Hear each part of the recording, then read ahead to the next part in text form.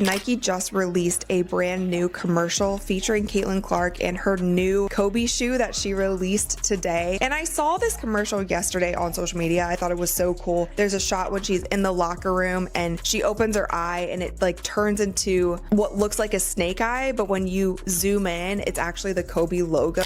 Picture this. Nike's servers completely melt down at exactly 10 a.m. and sneakerheads across the country are hammering refresh buttons like their lives depend on it. This wasn't some random technical failure. This was Caitlin Clark's gravitational pull crashing the internet in real time. 13,000 pairs of those coveted Kobe player editions disappeared faster than you could blink, leaving shopping carts abandoned and resale markets looking like digital gold rushes. Heard that Nike stocked about 14,000 of these, and that is an unconfirmed report, but they sold out in less than a minute. If that's any indication of what a Caitlin Clark signature shoe will do, I think Nike better continue to get on it and get ready to launch this brand. But here's the plot twist that nobody saw coming. Just clicks away, Aja Wilson's carefully crafted signature collection was sitting there gathering digital dust like expensive art nobody wants to buy. What we're witnessing is Nike executing the most dramatic strategy flip the company has pulled off in 20 years. And trust me, this story has more twists than your favorite Netflix series. Nike spent 2 solid years throwing serious money at Wilson's brand empire. Custom designs, narrative-driven color schemes, Malia Obama behind the camera for commercials, basically the full superstar package.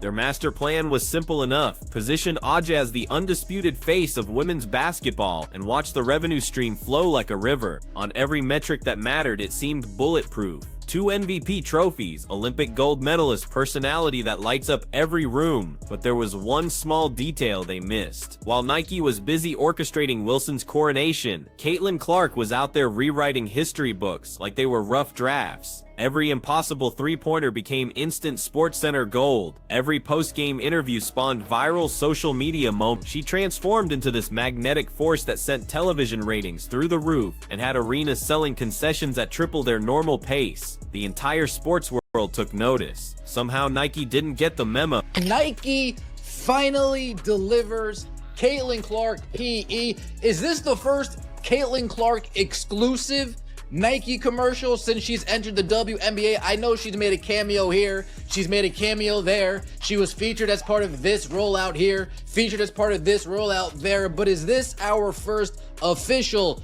Caitlin Clark solo commercial since she has joined the WNBA? Draft night arrives and Clark inks this massive 8-year deal worth $28 million, but still no custom sneaker to call her own.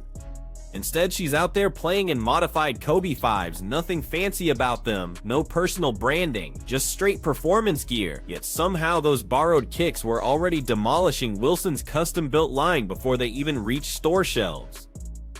Picture a street musician outselling the headliner at Madison Square Garden. Except this street musician had an entire state's GDP singing backup. Iowa's economy jumped 82 million during Clark's final college season alone. But I just felt like across the board, this commercial was a 10 for 10. And a lot of people have been getting on Nike because they don't feel like they have been promoting Caitlin as much as they should. But I will say we have to give credit where credit is due. I feel like in the past month or so, they have been tweeting about Caitlin more. And then obviously with this shoe release, they made this super sick commercial to promote it. Finally, Nike woke up from their strategic coma. They approved a limited edition Caitlin Clark Kobe collaboration and barely had time to announce it before the internet exploded into chaos. Launch day hit and Nike's app surrendered faster than you could spell SNKRS. Screenshots of crashed pages flooded social media while automated buying programs celebrated and prices rocketed from $190 retail to $600 in the time it takes to reload a web page. Nike released the shoe this morning for $190. That was the going rate for the signature sneaker. Now, I'm here to tell you, as you guys can see right here on Google, just type in Caitlin Clark Kobe 5. StockX, currently right now, they're going for $345. On GOAT, they're going for $386. At Flight Club, you're looking at $375. Must mind you, these sneakers was just released a few hours ago. These sneakers were retail for $190. This is the Caitlin Clark defense. Down in Dallas, people were literally camping outside Dick's Sporting Goods overnight because apparently we now have summer Christmas called Caitlin season. Meanwhile, Wilson's latest release, still sitting on virtual shelves looking lonely. The hype meter barely registered a pull. Nike's discount machinery started warming up like a generator before a storm. Let's break down the carnage. 13,000 pairs vanished in 60 seconds flat, generating $2.5 million in gross sales before shipping labels got printed. Resale markups hit 100 to 220% within 2 hours. Google searches for Clark obliterated Wilson's numbers 8 to 1 the morning everything dropped. Social media engagement wasn't even close. Hashtag Clark Kobe dominated worldwide trending while Wilson's shoe tags got buried under the avalanche.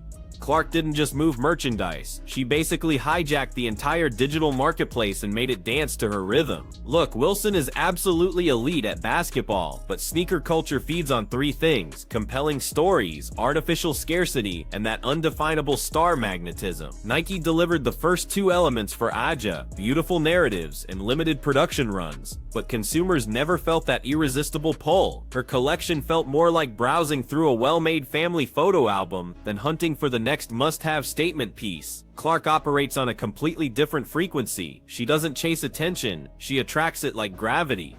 No need for fancy choreography or focus-grouped catchphrases. Hand her a basketball and point to that arc painted 30 feet out. She'll create her own marketing campaign. That genuine authenticity connects with everyone, not just hardcore basketball fanatics. Elementary school kids, recreational players, that guy at your job who swears he almost made varsity 20 years ago. They all see themselves reflected in Clark's fearless shooting. She builds bridges across generations the same way Jordan did in the early 90s. No instruction manual required. Here's where things get really spicy. Wilson has been vocal about demanding more recognition, sometimes justified, sometimes intent. She's pointed out double standards, called out media treatment, and questioned why her achievements don't generate equal excitement. I lost all respect for Agent Wilson. I don't want to hear her opinions. I don't care what she has to say from this point on. When you keep a Nike deal 2 years in secret while you're spewing all that crazy stuff about Caitlin Clark in the Time magazine, read what she said in the Time magazine, yet you had a Nike deal the whole entire time. When Nike shifted their focus toward Clark, Wilson's supporters felt like they were watching a corporate backstab in slow motion. But from a pure business perspective, Nike was bleeding potential profits by not capitalizing on the biggest attraction women's sports has produced in decades. Factor in reports about Wilson quietly securing a Nike extension while publicly questioning Clark's advantages, and social media turned into a digital battlefield. Fans started picking teams, hashtags became weapons, and brand executives found themselves moderating a cultural conflict they never wanted to host. And all this was done while the shoes being developed, while the collections being done. To demonize Caitlin Clark and try to label her as a privileged white girl that's getting all the privileges, even though she earned everything she got. This ain't about color. This is about good and bad. And I honestly find this a little evil. I find this evil. This is beyond bad, because you had the ability to speak up and say, hey, everybody, relax. Don't get on Caitlin Clark. She got a shoe deal. That's cool. I got one too. Mine's taking a little bit, but it's going to come out. Just be patient. She could have came out and said that, but she didn't. Then Nike dropped their new commercial. Locker room atmosphere, dramatic lighting, Clark's focused stare, Kobe's logo pulsing like a heartbeat. 30 seconds of pure cinematic intensity without unnecessary dialogue or preaching, just skill and anticipation.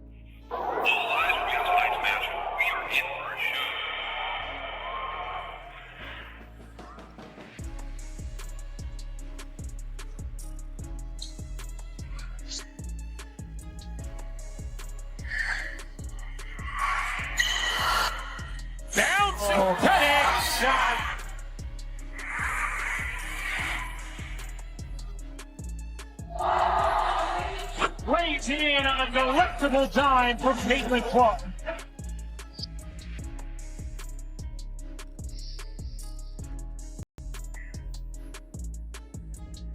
Overnight millions watched it. Sneaker publications rated it perfect 10s, marketing professionals called it overdue genius. Kids just said it was absolutely fire. Nike deserves recognition for finally understanding their assignment. Support the phenomenon instead of trying to manufacture one somewhere else. But the timing highlighted how many business quarters they'd wasted trying to create artificial excitement. The market basically had to force Nike toward the obvious decision. I find it's very deplorable to me. I find it's very deplorable that you allow Caitlin Clark to get crapped on that whole entire time and didn't even speak up. And on top of that, Nike's a bunch of a-holes too, because they didn't speak up and defend Caitlin Clark or speak up and say, hey, we got A'ja's shoe coming. We got A'ja's shoe coming. Just gotta be patient.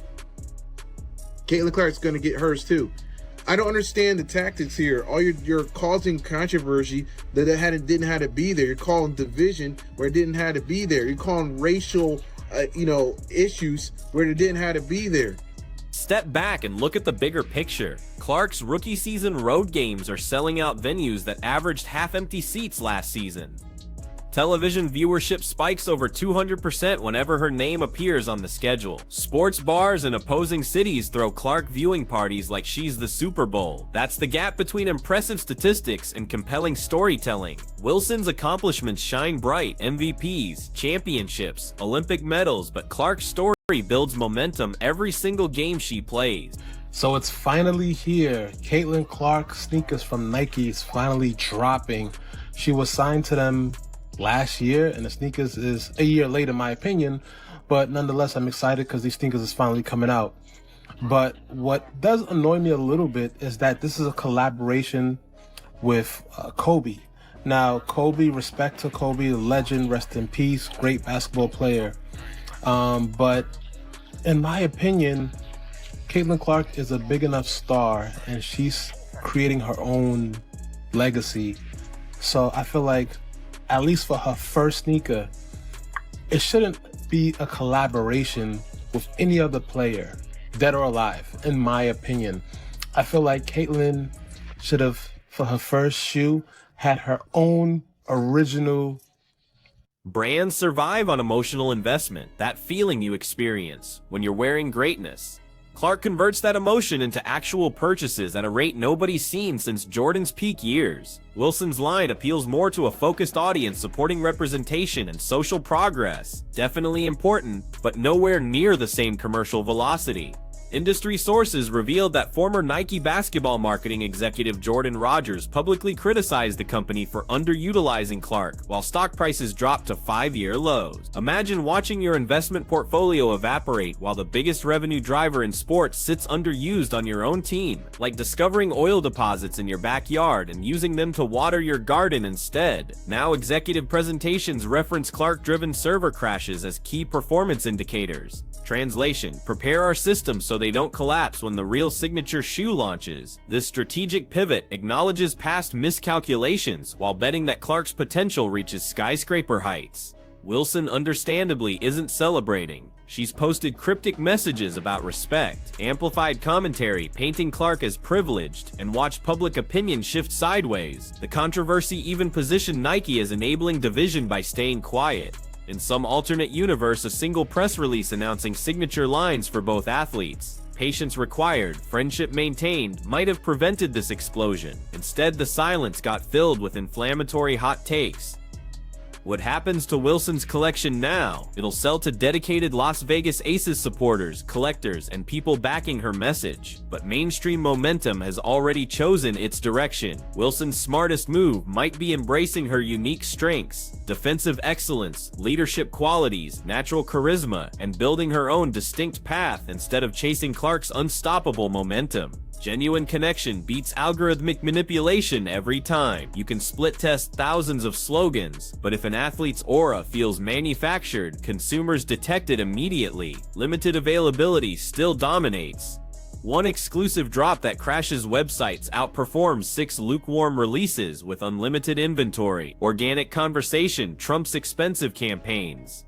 Clark's brand grows every time some kid recreates her logo three-pointer in their driveway. You can't script that authenticity, move fast, worry about perfection later. Nike waited for the flawless launch and almost missed the entire wildfire. Speed matters more than polished details in our viral age. Industry insiders whisper that Nike's already fast-tracking Clark's first genuine signature shoe, completely new design, custom logo placement, women-specific construction. If the player edition sold out in 60 seconds, imagine the holiday shopping chaos when Clark's true signature arrives in full-size runs.